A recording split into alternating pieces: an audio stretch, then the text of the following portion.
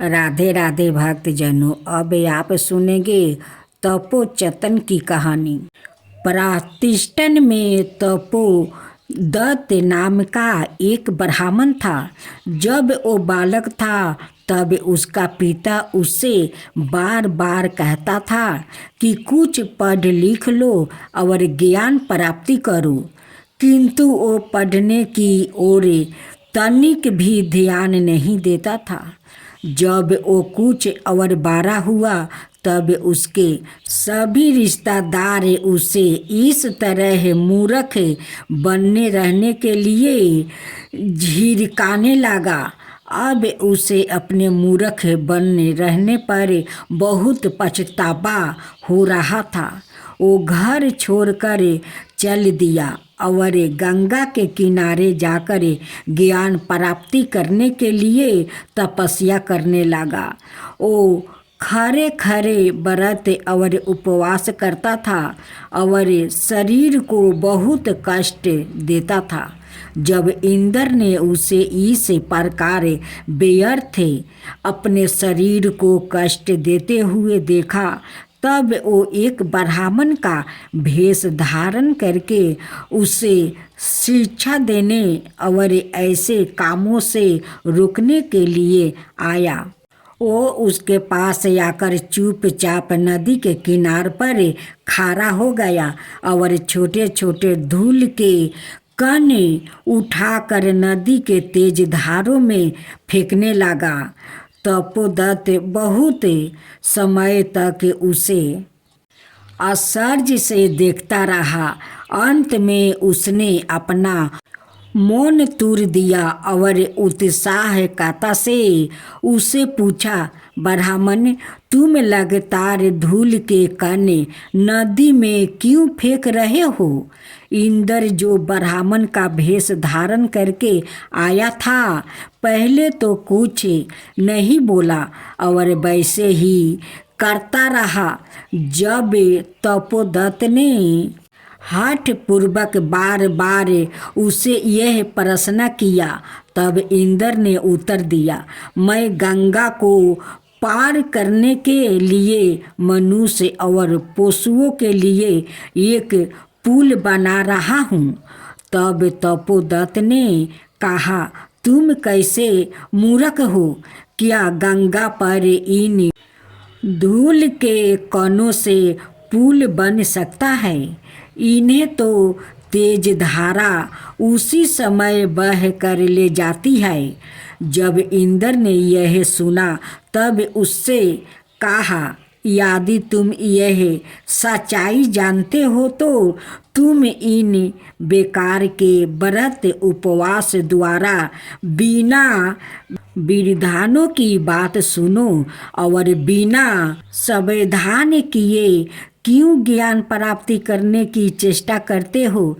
यदि इन तरीकों से ज्ञान मिल जाए करे तो फिर संसार में सभी बिल्कुल पढ़ना लिखना छोड़ दे और कोई तनिक भी अध्ययन नहीं करेगा। जब इंद्र ने तपोदत्त से ऐसा कहा तब वो अपनी मूर्खता के कार्यों पर विचार करने लगा।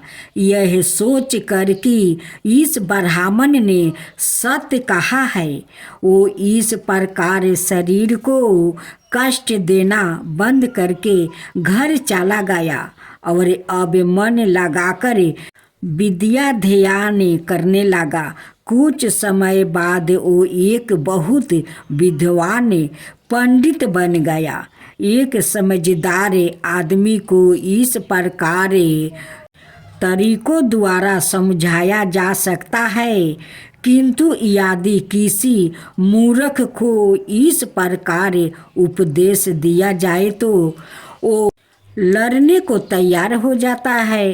तपोदत्त के हृदय में ज्ञान प्राप्ति करने की लालसा थी, इसलिए उसने यह उपदेश सुना, कोई काम उल्टे उपाय से हल नहीं निकल सकता है। यदि हमें कुछ प्राप्त करना है तो जो काम उसे प्राप्त करने में सहायक हो वो ही हमें करने चाहिए। मनुष्य मूर्ख रहकर अपने जीवन में अनेक कष्ट सहन पर भी कोई सफलता नहीं प्राप्ति कर सकता है। ज्ञान तभी प्राप्ति किया जा सकता है जब हमें उसे पाने के ठीक उपाय को समझे और उन पर चले। यही इंद्र का तपोदत्त को दिया हुआ उपदेश था। अब सुने बांदर और सुगर की खूब सुंदर कहानी। बहुत समय पहले विंध्याचल पर्वत की एक गुफा में वृद्धा का अवतार हुआ। एक बुद्धिमान सुगर अपने मित्र बांदर के साथ रहता था। वो सब जीवधारियों को लाभ पहुंचाने वाला था और सदा अपने मित्र के साथ सब अतिथियों का आदर सत्कार करता था। वो सदा उन्हीं कामों में लगा रहता था जो उसके लिए ठीक और करने योग्य होते थे। एक समय ऐसा हुआ कि 5 दिन तक जोर की आंधी और वर्षा चालू रही। उसमें कोई भी जीव बाहर नहीं निकल सका। 5वां दिन वो सुगर अपने मित्र बांदर के साथ गुफे में सोया हुआ था। उस समय एक शेर अपनी शेरनी और बच्चे के साथ गुफा के दरवाजे पर आया। वहाँ ठहर कर शेर कहने लगा, इतने लंबे समय तक बुरा मौसम रहने के कारण हमें कोई भी पशु खाने को नहीं मिला।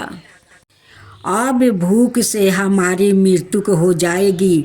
शेरनी बोली, अब भूख से हम सब शीघ्र मर जाएंगे। इसलिए यह अच्छा है कि तुम दोनों मुझे मार कर खा लो और अपनी जान बचा लो। तुम मेरे स्वामी हो और बच्चा मेरा जीवन है। तुमको आसानी से मेरे सामने दूसरी शेरनी मिल जाएगी, इसलिए तुम मुझे पकड़ कर खा लो और अपनी रक्षा करो। संयोग से वो पवित्र सुगर उस समय जाग गया और उसने उनकी बातें सुन ली। वो प्रसन्न होकर अपने मन में सोचने लगा, ऐसी रात, ऐसी आंधी और ऐसे मेहमानों का मिलना, यह सब मेरे पूर्व जन्म के किए हुए पुण्य का फल है। मुझे अपने शरीर को जो क्षण भंगुर है अपने मेहमानों को देकर उन्हें संतोष करना चाहिए। जब मुझे ऐसा अवसर मिला है तब मुझे चूकना नहीं चाहिए। वो उठकर बाहर आया और शेर से प्रेम से कहने लगा, मेरे नेक मित्रा, निराश मत हो। मैं इसके लिए तैयार हूँ कि तुम तीनों मुझे खाकर अपनी प्राण का रक्षा करो। यह सुनकर शेर ने प्रसन्न होकर अपनी शेरनी से कहा, पहले बच्चों को खाने दो, तब मैं और मेरे पीछे तुम खाना। पहले बच्चे ने थोड़ा सा मांस खा लिया, फिर शेर खाने लगा। जब वो खा रहा था, पवित्र सुगर ने कहा, पहले मेरे खून को जल्दी पी लो। यह जमीन में गिरकर उसमें समाया जा रहा है। तब मांस खाकर अपनी भूख मिटाओ और बचाओ। शेरनी को खाने दो। शेर बहुत भूखा था, सब मांस खा गया। केवल हड्डियां ही शेष बची थी। अब भी धर्मात्मा सुगर अपने पुण्य के प्रभाव से यह देखने को कि उसके साहसपूर्ण कार्य का क्या फल निकलता है, मारा नहीं था। इसी समय शेरनी भूख से तड़प कर वही गुफा के सामने मर गई। शेर बच्चे के साथ वहाँ से चला गया। जब रात्रि समाप्त हुई तब उसका मित्र बांदर जागा और जाग कर बाहर आया। उसने बाहर आकर अपने मित्र को ऐसी बुरी दशा में पड़ा देखा तो उत्तेजित होकर चिल्लाने लगा, तुम्हारी यह दशा किसने की है? हे मित्र, बता सकते हो तो बताओ। तब उस वीर सुगर ने रात का सब खिस्सा बतलाया। बंदर उसके पैरों पर गिर पड़ा और आंखों में आंसू भर कर कहने लगा, तुम सवाए किसी देवता के अवतार हो, जिसे पशु स्वभाव से तुमने अपने को बचा रखा है। मुझे तुम्हारी कोई इच्छा हो तो बतलाओ, मैं उसे पूरी करने की कोशिश करूँगा। सुगर ने उत्तर दिया, मेरी एक ही इच्छा है, जिसे पूरी करना विधाता के लिए भी कठिन है। मैं चाहता हूँ कि मेरा शरीर पहले जैसा हो जाए और यह अभागिन शेरनी जो भूख के कारण मरी पड़ी है, जीवित होकर और मुझे खाकर अपनी भूख मिटाए। सुगर के यह कहते ही धर्मदेव वहाँ साक्षात प्रकट हो गए। उन्होंने उसके शरीर को थपथपाया, जिससे वो सुगर के रूप को छोड़कर एक देव तुलिया महात्मा के रूप में बदल गया। तब धर्मदेव ने उसे कहा, मैंने तुम्हारी परीक्षा लेने के लिए शेर शेरनी और बच्चे का रूप धारण किया है। यह सब माया जाल मेरा ही फैलाया हुआ है, क्योंकि मैं तुम्हें जीतना चाहता था। तुम तन मन से अपने सभी जीवों के लाभ में लगे हुए हो और नेक की साक्षात अवतार हो। तुमने अपने जीवन को दूसरों के लिए देकर मेरे ऊपर विजय पा ली है। मैं तुम्हें सब ऋषि मुनियों का प्रधान बनाता हूँ। तुमने अपने त्याग से इस पद को पाया है, इसे स्वीकार करो। इस पर सुगर जो एक पवित्र महात्मा के रूप में था बोला, पवित्र देव, मैं इस महान पद को पाकर भी प्रसन्न नहीं हूँ, क्योंकि मेरे मित्र बांदर को पशु प्रकृति से छुटकारा नहीं मिला। यह सुनकर धर्मदेव बांदर को भी महात्मा के रूप में बदल दिया। सच है, महान से संबंध जुड़ने से उसका फल भी महान होता है। तब धर्मदेव और मृत्यु के शेरनी दोनों दृष्टि से उलझन हो गया। संसार में परलोक से बढ़कर और कोई दूसरा धर्म नहीं है। अब आप सुनेंगे चूहा और सौदागर की कहानी। एक बार एक सौदागर मंडली में धन पैदा करने की योग्यता पर वार्तालाप हो रहा था। उनमें एक चूहा नाम का सौदागर था।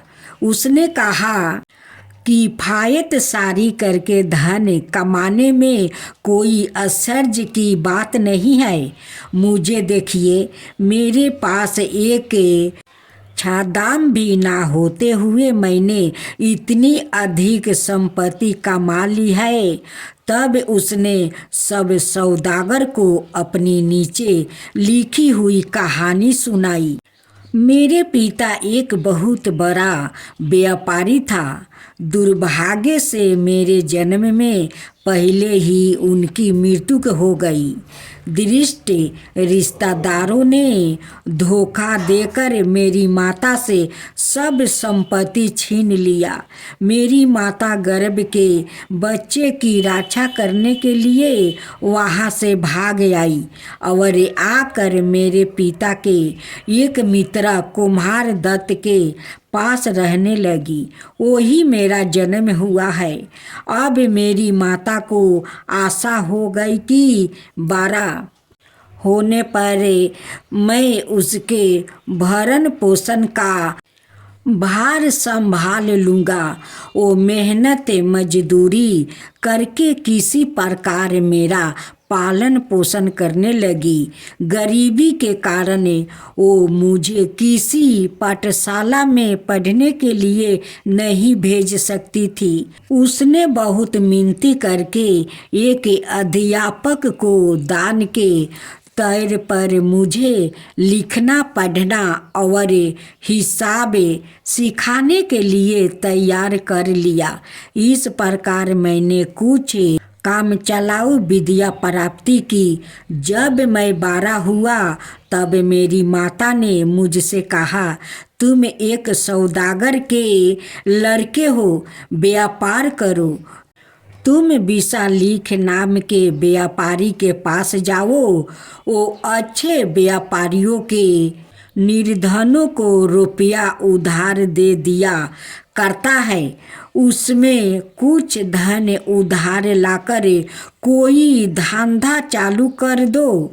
मैं अपनी माता के आज्ञा अनुसार उसके घर गया। जैसे मैं उसके पास पहुंचा, वो एक व्यापारी के लड़के से गुस्सा में भरकर कह रहा था, तुम जमीन पर पारा हुआ यह मेरा चूहा देखते हो?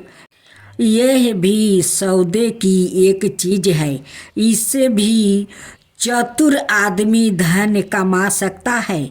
मैंने तुमको बहुत सा धन दिया था, उसको बढ़ाना तो दूर रहा, तुम मूल की भी रक्षा नहीं कर सके और तुमने सारा धन नष्ट कर दिया। तुम बिल्कुल निकम्मे आदमी हो। जब मैंने उसे ऐसा कहते हुए सुना तब मैंने उससे कहा, मैं यह चूहा आपसे एक धन की तरह उधार ले जा रहा हूँ। यह कहकर मैंने मेरा चूहा हाथ में उठा लिया और विशालिखों को इसकी रसीद दे दी। विशालिखन ने वो रसीद आदमी तिजोरी में रख दिया। मैं वहाँ से वापस चल दिया। मैंने सुना कि वो व्यापारी मेरे इस काम पर हंस रहा है। मैंने वहाँ से आकर उस चूहे को एक व्यापारी की बिल्ली के लिए 2 मुट्ठी चने के बदले में दे दिया।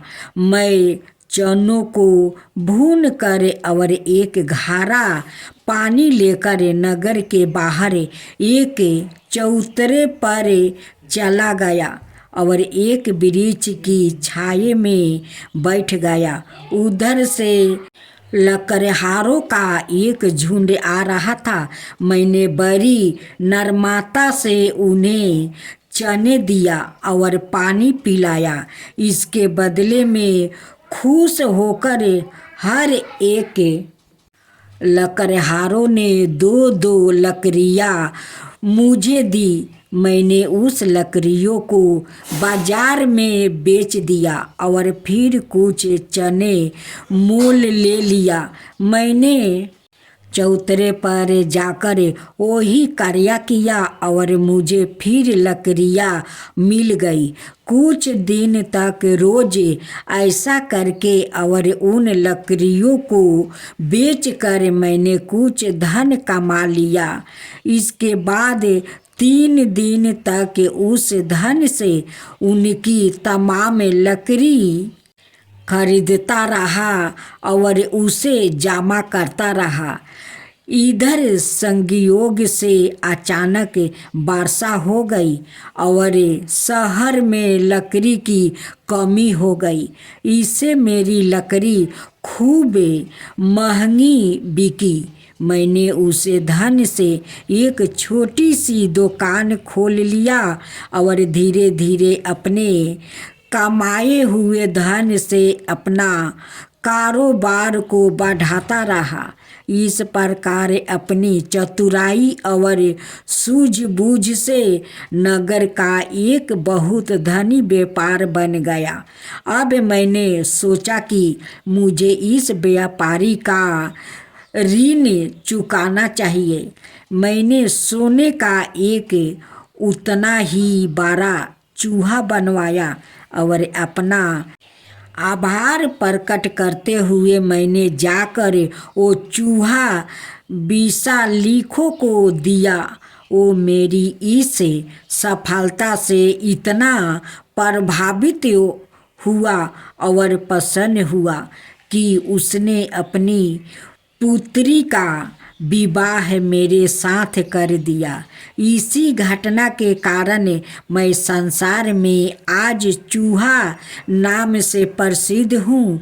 देखिए, मेरे पास कुछ भी ना होते हुए एक चूहे से मैंने यह अतुल संपत्ति पैदा की है।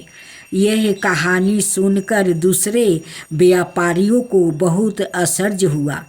यह कोई बिना किसी दीवार या आधार के हावे में चित्र बनाने लगे तो किसी को आश्चर्य क्यों ना होगा। इस चूहा व्यापारी ने भी इसी प्रकार असंभव काम को अपनी योग्यता से संभव बनाया था। परिश्रम में अवसर बाधिता, सच्ची लगन, धैर्य और बुद्धि मानव से मनुष्य असंभव कामों को भी संभव बना लेता है।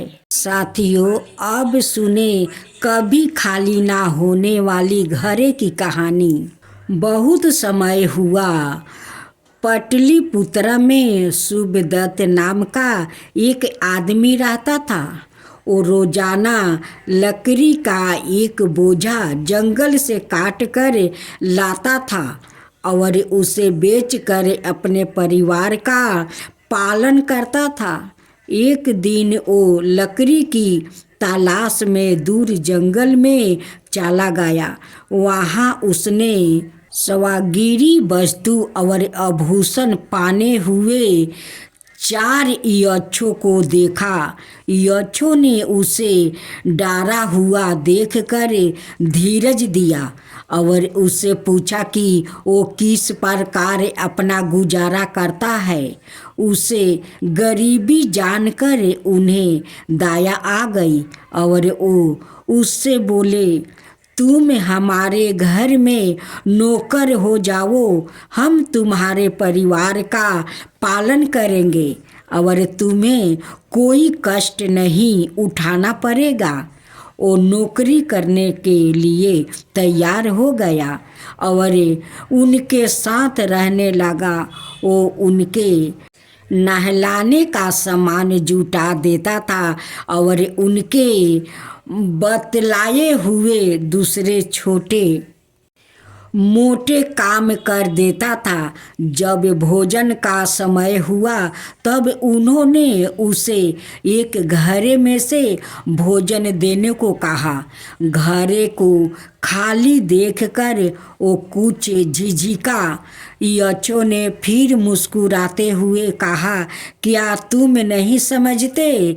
घरे में हाथ डालो, जो तुम चाहोगे वही चीज इसमें से मिलेगी। यह घारा जिस वस्तु की आवश्यकता होती है उसी को दे देता है। उनसे इनके कहने पर घरे में हाथ डाला तो देखता है कि उसमें सभी खाने पीने की चीज़ें मौजूद है। उसने उसमें से उनके इच्छा अनुसार भोजन करवा दिया और खुद भी अपने इच्छा अनुसार जी भर कर भोजन किया। अब वो रोजाना बड़ी भक्ति और लगन से उनकी सेवा करने लगा। केवल उसे अपने परिवार की चिंता थी। यह जानकर यक्ष ने सपने में उसके दुखी परिवारों को संतोष कर दिया। उनकी इस कृपा को देखकर उसे बहुत प्रसन्नता हुई। जब वो 1 महीने उनकी सेवा कर चुका तब यक्षों ने उसकी स्वामी भक्ति से प्रसन्न होकर उससे कहा, कोई वरदान मांगो, कहो तुम क्या चाहते हो। उसने कहा, यदि आप मुझ पर प्रसन्न है तो मुझे यह कभी खाली ना होने वाला घारा दे दीजिए। यक्ष ने उसे कहा, कोई दूसरी चीज़ मांगो, तुम इसे राख नहीं सकोगे। यदि यह टूट गया तो फिर यह तुम्हारे पास से चला जाएगा। उनके सचेत करने पर भी उसने कोई दूसरा वरदान पसंद नहीं किया। तब उन्होंने उसे वही घारा दे दिया।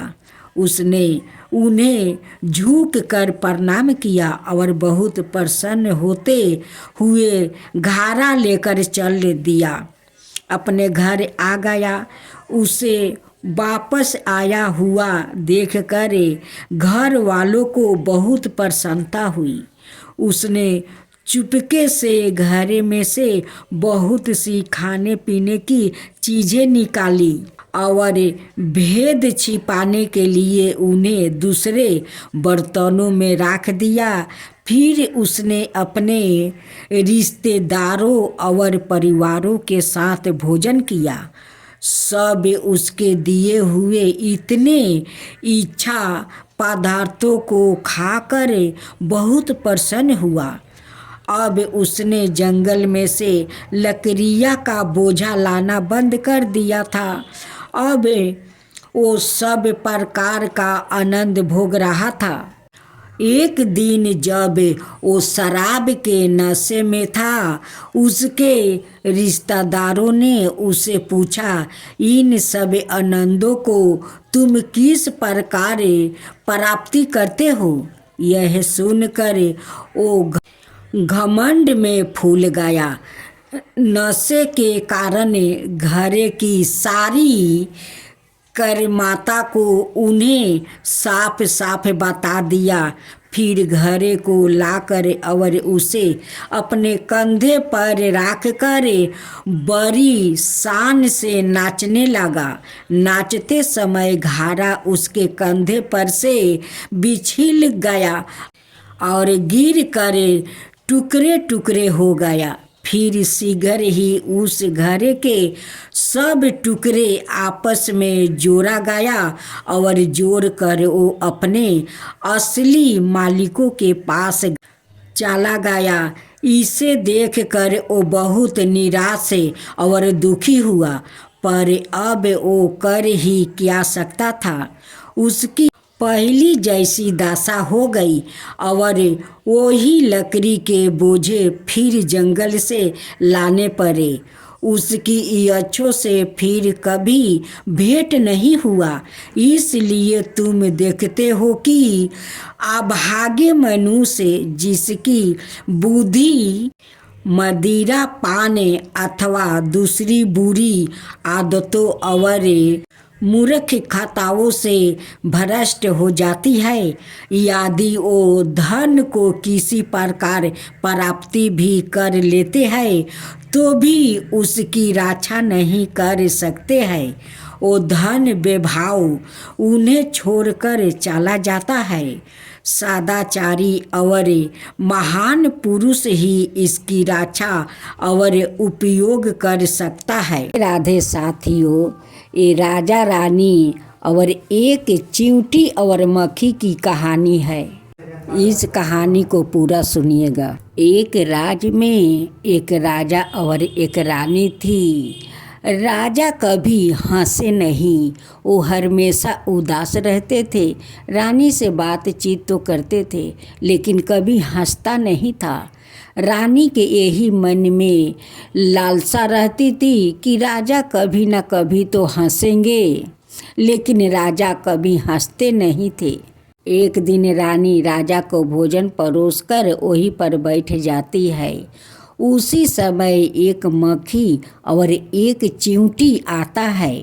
चींटी मक्खी से कहता है कि जाओ मक्खी, राजा को थाल से तुम भोजन लाओ तो मैं खाऊंगा। और मक्खी कहता है कि ना चींटी, तुम भोजन लाओ तो मैं खाऊंगा। दोनों यही बात कर रहे थे और राजा प्रेम से सुन कर वो हंस रहा था। राजा का हंसते हुए देखकर रानी का मन में शंका पैदा हो गया कि राजा लगता है और कोई औरत के संगे इसकी कोई और रिश्ता है। उसलिए उनकी बात याद करके वो हंस रहे हैं, वो भोजन नहीं करते हैं। आगे युग के राजा तो पशु पंछी के सारे बातें समझ लेते थे, अब बोल भी लेते थे। रानी कहती है कि स्वामी, आप तो कभी नहीं हंसते हैं। इतना साल हम लोग के शादी हो गया लेकिन आपका हंसी मैं कभी नहीं देखा। आज क्या बात है कि आप इतना जोर जोर से हंसते हैं? इसका कारण मुझे बताइए। राजा कुछ नहीं बोलते हैं, कहते हैं कि कुछ नहीं, बस मैं ऐसे ही हंस दिया, हंसने को मन किया मैं हंस दिया। रानी कहती है कि नहीं, आप कभी नहीं हंसते हैं, आज क्यों हंसा, इसका कारण बताइए। अब तो रानी खाना पीना सब बंद कर देती है कि जब ले राजा एक कारण मुझे नहीं बताएंगे तब तक मैं भोजन नहीं करूँगी। अब तो रानी जिद करने लगी, कहती है कि ठीक है, इस हंसी के कारण आप मुझे नहीं बताएंगे तो चलिए हम दोनों गंगा में डुबकी लगाकर अपना प्राण त्याग देते हैं। राजा तैयार हो जाते हैं कि ठीक है, चलो, जब तुम चाहती हो कि हम दोनों अपना प्राण त्याग दे तो चलो गंगा में डुबकी लगाकर अपना प्राण त्याग देते हैं। राजा रानी मरने के लिए वो चल पड़ते हैं। चलते चलते कुछ दूर जाते हैं तो रानी थक जाती है। राजा कहते हैं कि देखो तुम बहुत थक गई हो, चलो उस गाछ के पास हम दोनों बैठते हैं, उसका बाद हम लोग चलते हैं। उसी गाछ के पास बहुत सारा जंगल था। उस जंगल में सांप दो जोर खेल रहा था। राजा को उसी पर नज़र पड़ गया। वो राजा देखने लगा। अब दोनों शर्मा कर वो जोर खेलना छोड़ दिया। अब तो नागिन कहती है कि अगर राजा अपना रानी से बताया कि ये दोनों जोर खेल रहा था तो मैं राजा के जाकर डांस लूँगा। नाग कहता है कि नहीं, राजा ऐसा नहीं है, वो अपना रानी से कभी नहीं बताएगा। फिर राजा उस नाग नागिन को बात सुनकर हंस पड़े। अब रानी को और संदेह हो गया। वो कहने लगी कि जब जब उस औरत को याद पड़ता है तब तब राजा हंसते हैं, जरूर उस औरत के साथ रिश्ता है, उसलिए तो राजा रह रह कर हंस रहे हैं। वहाँ से फिर दोनों चल पड़े। चलते चलते गंगा घाट पर आए। वहाँ पर एक बकरी और एक भेड़ा था। उस गंगा के घाट पर दूबा घास झूल रहा था। भेड़ा के बच्चा बकरी के बच्चा से कहता है कि तुम उस घास के लाओ तो मैं खाऊंगी, और बकरी के बच्चा कहता है कि तुम लाओ तो मैं घास खाऊंगा। बकरी के बच्चा कहता है कि नहीं, मैं उस घास को नहीं लाऊंगी, मैं जाऊंगी तो मर जाऊंगी। मैं क्या राजा रानी हूँ कि थोड़ा थोड़ा बात पर मैं गंगा डूबने जा रहा हूँ? मैं ऐसा कभी नहीं कर सकता। बकरी के बच्चा भेड़ा के बच्चा से कहता है कि देखो, राजा थोड़ा हंस दिया तो दोनों गंगा में डूबकर मरने जा रहा है। मैं क्या तुम्हारे लिए उस घास के कारण मरने जाऊंगा? ओ कभी नहीं। राजा रानी उस बकरी और भेड़ा का बात सुन रहे थे। सुनकर रानी कहती है कि स्वामी, अब लौट चलिए, अब हम लोग गंगा में डुबकी नहीं लगाएंगे, अब आपस अपना महल चले। तब राजा कहते हैं कि देखो, हम लोग तो मनुष्य है, और वो देखो, वो तो पशु है, फिर भी उसका प्राण को कितना डर है। वो कहता है भेड़ा कि जाओ घास लाओ, लेकिन वो मरने के लिए वो घास नहीं लाएगी। तो देखो उसका प्राण कितना प्यारा है, और तुम इसी बात के लेकर तुम डूबने गंगा में आई हो। तो सुनो वो दोनों के बात, यही बात है, यही बात पर मैं हंसा था। जब मैं भोजन करने बैठा था तो एक मक्खी और एक चींटी थी। वो मक्खी कहता है चींटी से कि तुम जाओ राजा के थाल से भोजन लाओ तो मैं खाऊंगा, और चींटी कहता है कि तुम लाओ तो मैं खाऊंगा। मक्खी कहता है कि मैं राजा के भोजन पर कैसे जाऊंगा, मैं तो नरक में बैठता हूँ, मरे हुए पशु पंछी के ऊपर बैठता हूँ, राजा देखेंगे तो घृणा करेंगे। चींटी कहती है कि नहीं, तुम कहीं भी बैठ सकते हो, तुम्हें खेदा करे वो लोग भोजन कर लेंगे, लेकिन मैं उस भोजन में बैठ जाऊंगा तो लोग मुझे देखकर भोजन छोड़ देगा। चींटी मक्खी से कहता है कि देखो, किसी को भोजन पर बैठकर तुम स्वाद ले सकते हो, कहीं भोज में जाकर भोज के स्वाद ले सकते हो, देवी देवताओं को भोग लगाए हुए उसे भी स्वाद ले सकते हो, तुम्हें कोई कुछ नहीं करते हैं, खेदा करे बस उस प्रसाद को ग्रहण कर लेते हैं, भोजन कर लेते हैं। लेकिन मैं उस भोजन में बैठ जाता हूँ तो कोई मुझे देखकर भोजन नहीं करेगा। राजा कहते हैं कि देखो रानी, वो मक्खी और चींटी है तो वो कितना बुद्धिमान है, वो कितना समझती है। देखो वो मक्खी के कैसे समझ रही है, हम दोनों को देखो, हम लोग मनुष्य होकर हम लोग कुछ नहीं समझते हैं। देखो आज मरने के लिए इस गंगा घाट पर आ गया था। आज ये दोनों बकरी और भेड़ा नहीं रहता तो हम दोनों आज इस गंगा में डुबकी लगाकर मर जाते। तो साथियों, इस मक्खी और चींटी के तरह समझदारी से काम लेना चाहिए। कभी गुस्सा में गलत काम नहीं करना चाहिए, क्योंकि मनुष्य गलत कदम उठा लेता है, अपना प्राण त्याग देने पर वो उतर आता है। ऐसा कभी करना नहीं चाहिए।